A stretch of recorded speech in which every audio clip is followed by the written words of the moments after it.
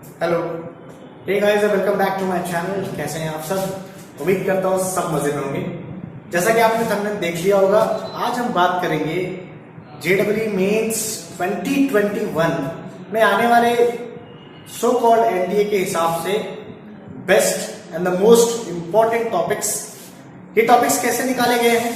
तो 2021 का जो क्वेश्चन पेपर था, जो 4-5 सेट जो क्वेश्चन पेपर्स बने थे, उसमें एनालिसिस करके कि ऑलमोस्ट एवरी सेट में किस टॉपिक से क्वेश्चन पूछे गए हैं, उससे ये सेगमेंट बनाया गया है कि एनटीए को कौन से टॉपिक मोस्ट इंपॉर्टेंट लगते हैं और कौन से टॉपिक सो कॉल्ड ठीक है इंपॉर्टेंट लगते हैं। सो जैसा कि आप सब देख सकते हैं, यहाँ पे मैंने सारा कुछ लिखा हुआ है। आइए थोड़ा बहुत डिटेल में समझते हैं। सबसे पहले अगर हम बात करें सबसे बड़े ग्रुप, मेजर ग्रुप मैकेनिक्स की, आपको पता है मैकेनिक्स में टोटल 10 से 11 चैप्टर्स हैं, जिसमें से हर चैप्टर पे सवाल आए ये जरूरी नहीं है, लेकिन as per the analysis of the NTA जो सवाल सबसे ज्यादा बनाए जाते हैं, यूनिट एंड मेजरमेंट, इसमें एक और सेक्शन होता है नोन एज एरर।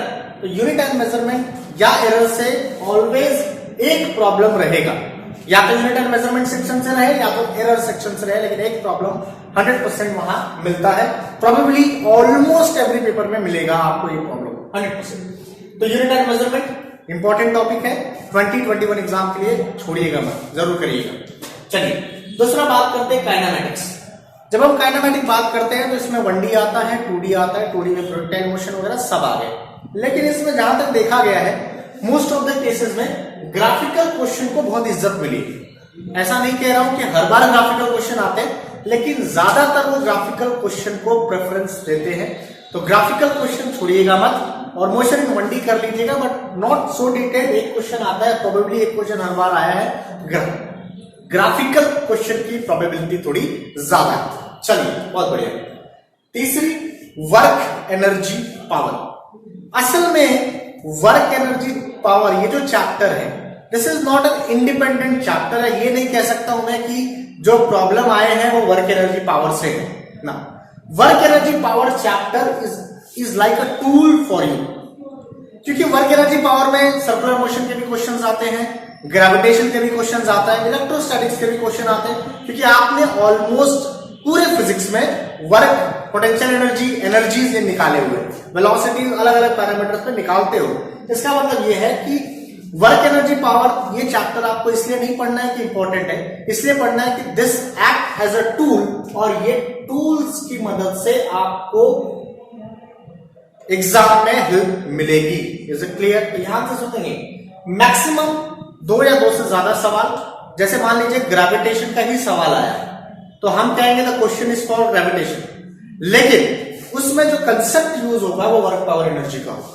हमें क्लियर? इसलिए वर्क पावर एनर्जी को प्लीज पढ़िएगा, जरूर भूलिएगा। अगला थोड़ा सा टफ पार्ट साउंड करता है रोटेशनल डायनामिक। रोटेशनल डायनामिक में रोटेशनल मोशन, उसमें सबसे इंपॉर्टेंट हिस्सा मोमेंट ऑफ इनर्शिया, बहुत फेवरेट है। मोमेंट ऑफ इनर्शिया जरूर करिएगा, टॉर्क जरूर करिएगा, ये 2 टॉपिक बड़े इंपॉर्टेंट हैं। और रोलिंग मोशन, ऐसे टॉपिक्स को बहुत इज्जत मिलती है रोटेशनल डायनामिक सेक्शन में, तो उन्हें जरूर करिएगा। रोटेशनल डायनामिक से 2 सवाल बनाए जाते हैं हर बार, सो डोंट फॉरगेट दैट, ये क्वेश्चंस आपको करने हैं, ठीक। And the last, gravitation. Gravitation topic is very very important. एक सवाल प्रोबेबली हर पेपर में आ रहा है ग्रेविटेशन से, तो इसीलिए ये भी one of the most important topic है। तो ये जो टॉपिक्स आपको यहाँ पे देखने को मिले, लगभग 5 टॉपिक आउट ऑफ 11 मैकेनिक्स में से आपको करने ही करने हैं for JEE exam, JEE mains exam. हमें क्लियर? चलिए मॉडर्न फिजिक्स ग्रुप में यहां आप देख सकते हो, मैंने सारा ही टॉपिक ऑलमोस्ट लिख दिया है। Modern physics is one of the most important group, इसे जरूर करें, जरूर करें। इसके हर एक हिस्से से सवाल बनने की पॉसिबिलिटीज होती है, तो इसको जरूर करें। हर एक हिस्से में सवाल बन सकता है, बनता है। हमेशा 3 से 4 सवाल मॉडर्न फिजिक्स के जोन से आते हैं।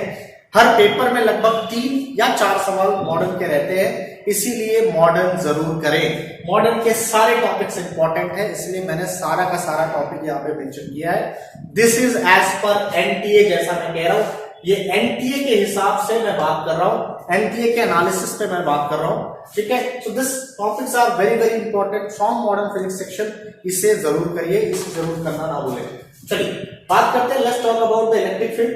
When we talk about electric field में आपके इलेक्ट्रोस्टैटिक्स वाला सेक्शन है, कैपेसिटर वाला सेक्शन है एंड करंट इलेक्ट्रिसिटी वाला सेक्शन।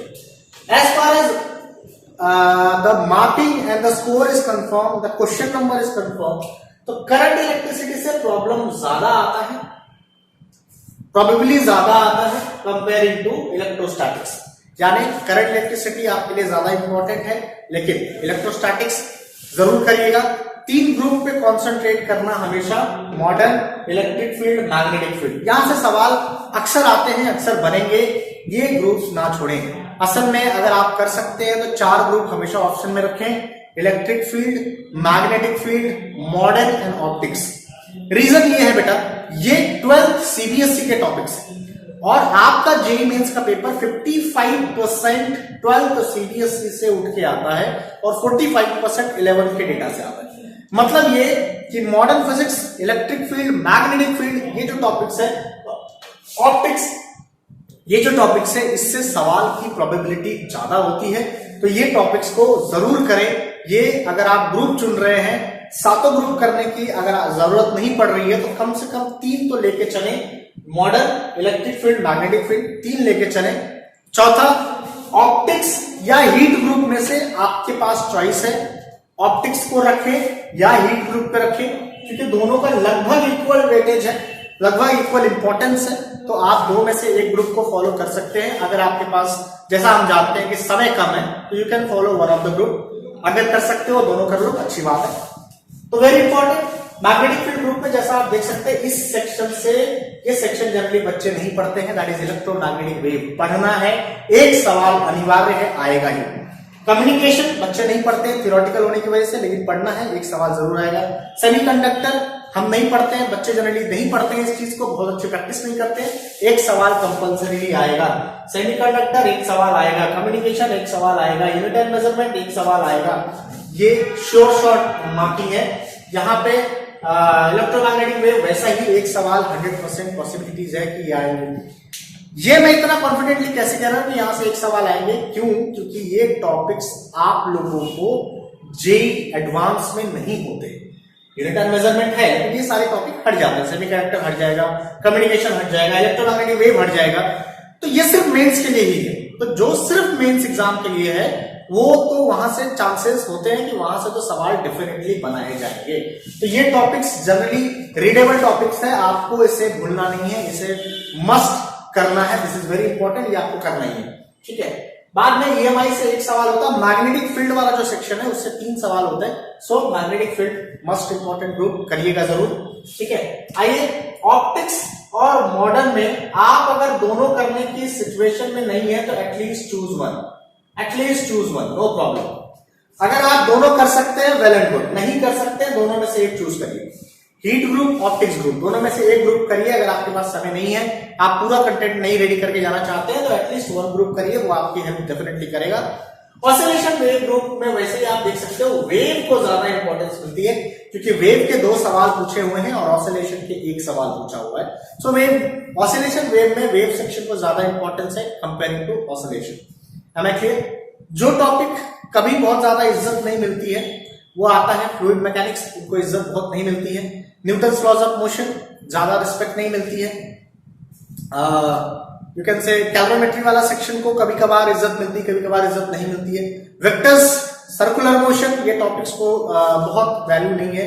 फ्लूइड मैकेनिक्स बहुत वैल्यू नहीं है। सरफेस टेंशन वाला जो सेक्शन आपने पढ़ा होगा, वहां भी उसमें वो बहुत इंपॉर्टेंस नहीं है, बहुत वैल्यू नहीं है। ये वो टॉपिक्स है जो आप स्किप किए तो चलेगा, क्योंकि इनको बहुत इंपॉर्टेंस नहीं है।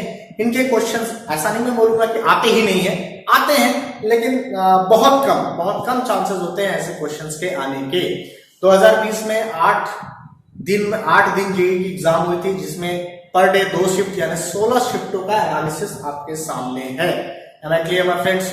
तो this is the most important topics as per my analysis. उम्मीद करता हूं आपकी डेफिनेटली थोड़ी बहुत हेल्प करने वाला है आने वाले जेईई मेंस के एग्जाम के लिए।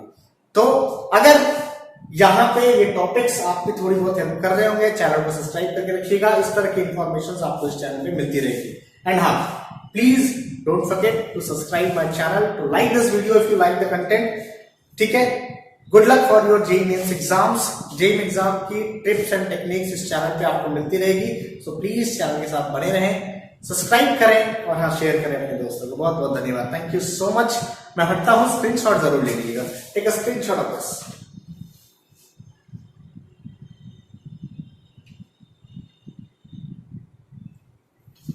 Thank you.